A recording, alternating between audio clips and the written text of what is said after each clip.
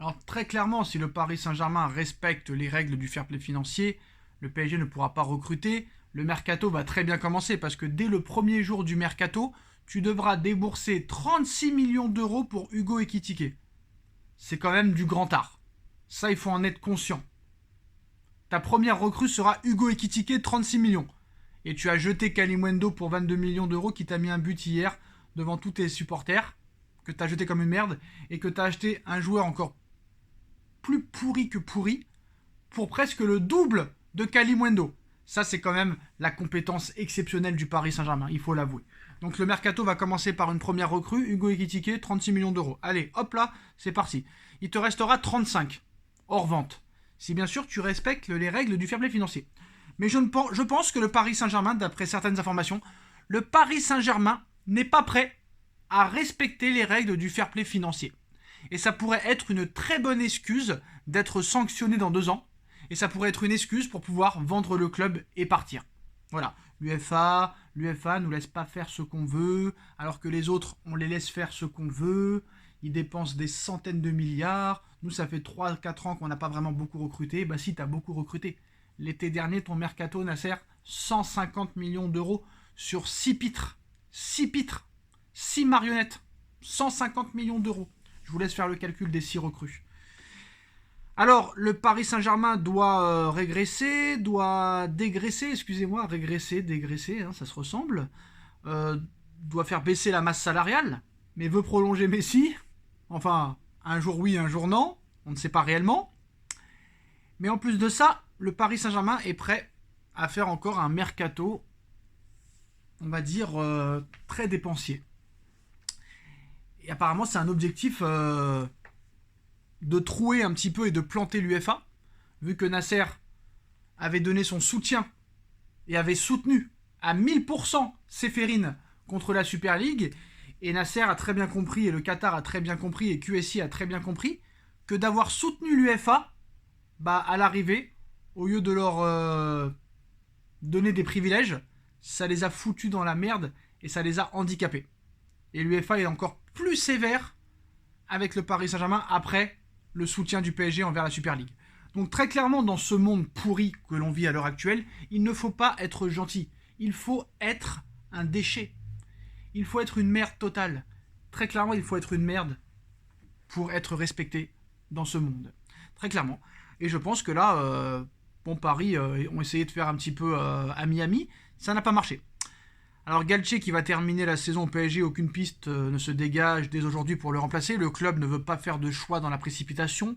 Moi franchement j'aurais viré Galtier, j'aurais pris Papus Camara pour finir la saison.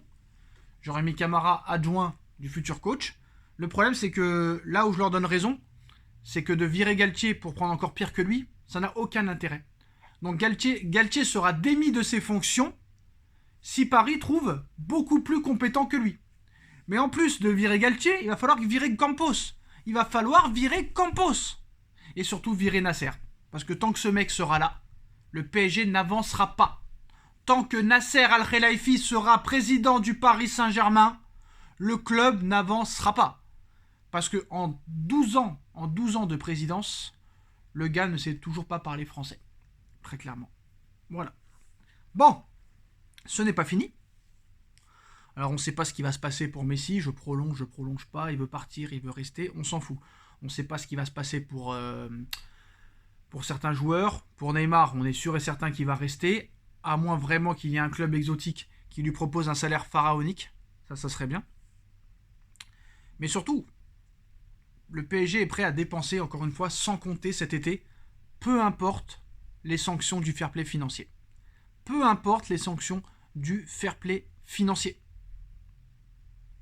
Donc on peut s'attendre quand même à beaucoup de changements au niveau des joueurs cet été. Le problème c'est qu'il va falloir se débarrasser des indésirables. Et ça, pour s'en débarrasser, bonne chance. Très clairement, pour s'en débarrasser, bonne chance. Alors, l'information principale, on va dire, de cette vidéo, elle ne m'étonne pas. Moi, ça ne m'étonne pas que le PSG va contrecarrer le fair play financier. Ils s'en foutent, les Qataris, du fair play financier. Ils n'en ont rien à faire. Ils vont se venger de Séphérine, ça c'est sûr et certain. Et les sanctions, ils s'en foutent. Les sanctions, ils les paieront. Et même s'ils sont interdits de Ligue des Champions, à l'arrivée, ils ne le seront pas. Ils savent très bien. Ils iront auprès du TAS, tribunal arbitral du sport, Et très clairement, le TAS leur donnera raison, comme ils avaient donné raison à Manchester City il y a 2 ans.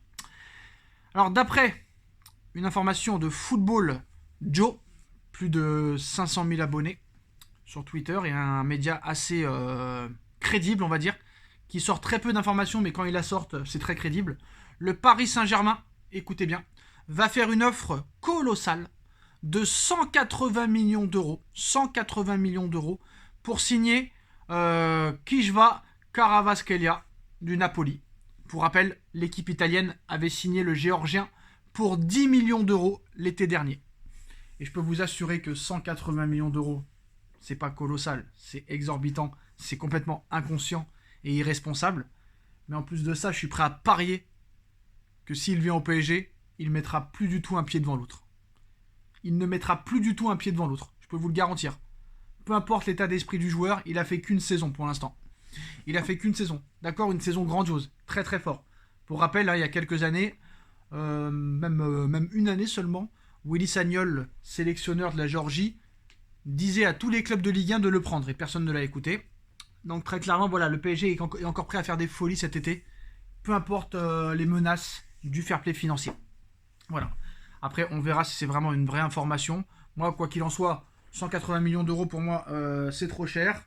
Pour moi, il faut un défenseur central, un numéro 9 et un milieu de terrain et un ailier droit en priorité. Voilà, très clairement. Donc si tu veux respecter les règles du fair play financier, tu auras peut-être un Thuram gratuit en attaque. Tu auras peut-être un Skriniar, ça c'est sûr et certain, il va venir en défense, pardon, excusez-moi. Et peut-être quelques pistes gratuites, mais là quand tu vois qu'ils veulent Malcolm à 35, quand tu vois qu'ils veulent Manu Koné à 45, quand tu vois qu'ils veulent le Géorgien à 180, ils ne sont pas prêts à respecter les règles du fair play financier. Moi je serais pour tout changer et repartir sur une équipe française. Très clairement une équipe française, prendre que des joueurs français, 100% français. 80% pour moi de l'effectif, 80% de l'effectif pour moi doit être français.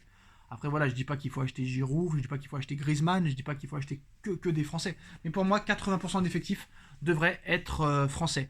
Pour moi, le PSG doit imiter le modèle lyonnais à l'époque, où Aulas achetait tous les meilleurs joueurs de Ligue 1. Et comme le PSG a plus de moyens que l'ancien Lyon, à l'époque où il a réussi, pour moi, non seulement j'achèterais les meilleurs joueurs de Ligue 1, mais en plus, j'achèterais les meilleurs joueurs français.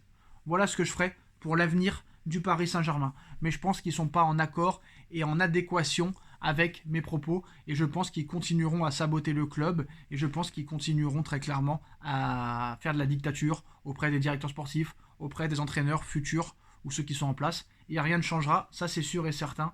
Et c'est pas à coup de milliards que tu construis une équipe. Et ça, je pense qu'ils n'arrivent pas à le comprendre. Voilà les postos, c'est la fin de cette vidéo. On like, on partage, on commente, on s'abonne. Et on se retrouve très vite pour une nouvelle vidéo. Tchuss.